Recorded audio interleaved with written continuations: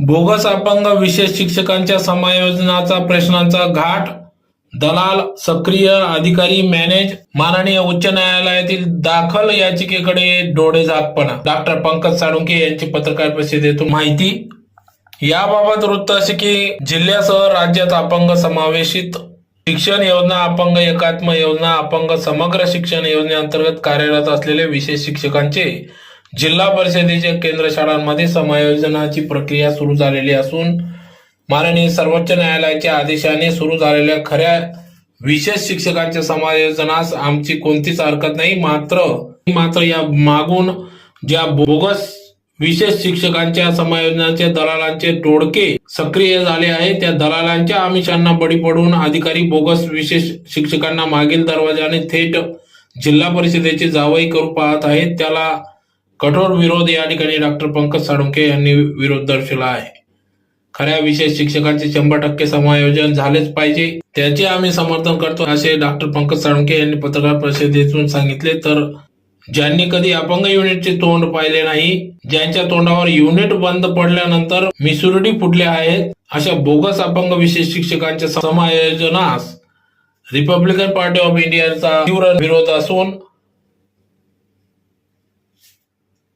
प्रशासनाला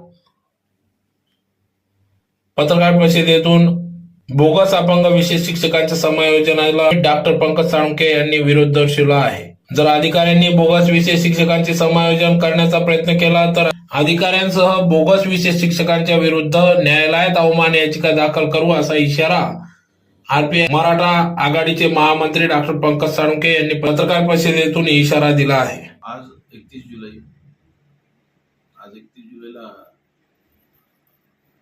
महामानव डॉक्टर बाबासाहेब आंबेडकर हे धुळे जिल्ह्यात आले होते आणि त्यांच्या पावन स्पर्शाने स्पर्श झालेला बंगला, लांडोर बंगला, आज इथे मोठा महोत्सव साजरा केला जातो दरवर्षी.